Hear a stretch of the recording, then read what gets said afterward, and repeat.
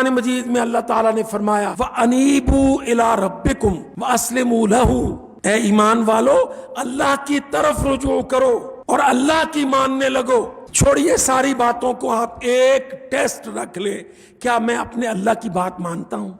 جب آپ یہ سوچنے لگیں گے تو پھر آپ ڈھونڈیں گے کہ اللہ کی کیا کیا باتیں ہیں اور میں کہاں کہاں غلطی کرتا ہوں۔ میرے عزیز بھائیوں، اللہ کا واسطہ دے کے کہتا ہوں اپنا احتساب کرو۔ دیکھو نا، میرے بھائیوں نے، ہر کسی نے اللہ تعالیٰ کو تنہا ملنا ہے۔ سانس نکلتے ہی ہم اپنے سب خیش اقارب اہل دنیا سے، قرابت داروں سے منقطع، پھر میں اور میرا رب، تیسرا تو کوئی ہونا ہی نہیں۔ یہ تو بیچارے بھولے لوگ ہیں نا، جنہوں نے قوالیوں میں، نعتوں میں، نظموں میں یہ کہہ رکھا ہے کہ جب قبر میں یوں ہو جائے تو سرکار تشریف لے آنا، وہاں مجھے دلاسے دینا۔ یہ تو سارے بچگانہ سی باتیں ہیں نا، قرآن و حدیث میں تو اس کی کوئی گارنٹی نہیں ہے۔ اللہ تعالیٰ نے انبیاء علیہم السلام کو، امتوں کو قبروں میں آ کے بخشوانے کا ٹھیکہ نہیں دیا۔ صاف سن لو، یہ جو ہمارے ذہنوں میں ہے، نظمیں بھی بنی ہیں، جب مشکل گھڑی آ جائے قبر میں تو آپ تشریف لانا، یہ ہم سفارشی دنیا کے لوگ ہیں۔ یہ ہماری یہاں کی عادتیں ہیں کہ وائوا ہونے لگا، انٹرویو ہونے لگا، ریٹن ٹیسٹ ہونے لگا تو ہم نقل چور، سفارشی۔ یہ اللہ کا نظام نہیں ہے۔ کلیئر کر لو اپنے مائنڈ سیٹ کو، کرسٹل کلیئر، اس تصور کو اللہ کے واسطے اپنے ذہن سے دور کر دو۔ انبیاء کا کام زندگی، قبر میں نہیں، وہاں عمل۔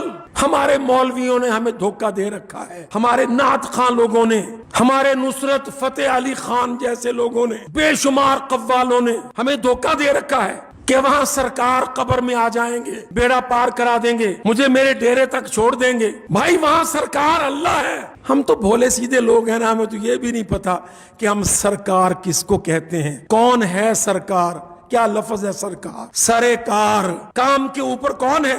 یا اللہ یا اس کے فرشتے؟ وہ آ کے پوچھیں گے بول من ربوں کا، ماں دینوں کا، من نبیوں کا۔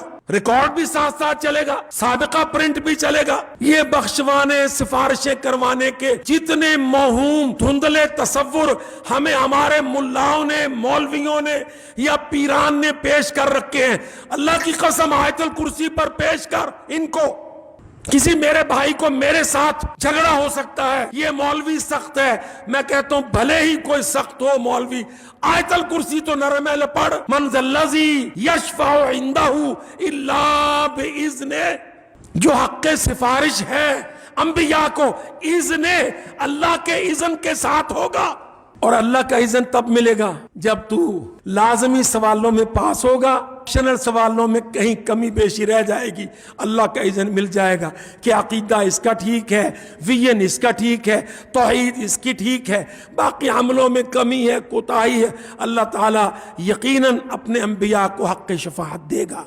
آپ سوچئے کہ جب ہم پڑھا کرتے تھے، اب تو مجھے یونیورسٹیوں کے، کالجوں کے نظام کا اتنا اندازہ نہیں، کمپلسری سبجیکٹ میں فیل ہو تو آپشنل الیکٹیو میں پاس ڈکلیئر ہوتا ہے۔ مجھے یاد ہے جب پڑھتے تھے ہم تو 200 نمبر کی بدبخت انگریزی اور 200 نمبر کا کوئی اور سبجیکٹ کمپلسری، اور جو اس میں فیل وہ فیل۔ بھلے اسلامیات، فارسی، اردو، پاکستان اسٹڈیز میں 90 نمبر لے لو لیکن فیل، کیونکہ کمپلسری میں فیل۔ کمپلسری سبجیکٹ یہ ہے، تیرا تصور شفاعت کیا ہے، تیرا عقیدہ توحید کیا ہے، تجھے اللہ تعالیٰ کے اس نظام سے، یہ بخشنے کے، معاف کرنے کے نظام سے، دنیا میں کمپلسری پرچوں سے کتنی دسترس حاصل ہے؟ تیری نماز پوری ہے، ارکان خمسہ ہیں، ادائیگی حج و زکوٰۃ ہے، سیام و قیام ہے۔ کوئی مولوی، میاں، مولانا، قطب، ابدال، غوث، اللہ کی قسم ان کمپلسری پرچوں میں مدد نہیں کر پائے گا، وہ تو خود مدد مانگتے ہوں گے۔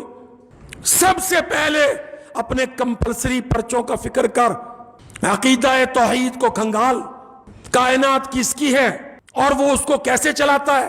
میں اللہ کا واسطہ دے کے کہتا ہوں، کوئی حنفی، وہابی، سنی، سلفی تقسیموں میں نہ آؤ، اس بات کو قرآن سے سمجھو، کائنات کس کی ہے اور وہ اس کا تدبیر کیسے کرتا ہے۔ بہت بڑی کائنات، بے مقصد نہیں ہے۔ یہ زمین و آسمان، یہ شجر، حجر، مدر، وبر، یہ تو اور میں، تیرے میرے ماں باپ، میری اولاد، یہ کل بنی آدم مخلوق کس کی ہے؟ کیسی عجیب بے ڈھنگی سی بات ہے کہ مخلوق تو اس کی ہے، سب کہیں گے کہ اس کی مخلوق ہے جی اللہ کی۔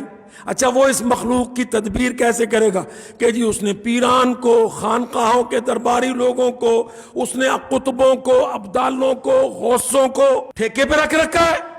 کلیئر کرو تصورات کو، ہمارے تصورات کلیئر نہیں ہیں، تصورات کلیئر نہیں ہیں، تبھی تو جمعراتوں کو مزارات پہ رش ہوتا ہے۔ مجھے ایک صاحب نے جمعہ سے پہلے کہا، حفاظت کے حوالے سے بات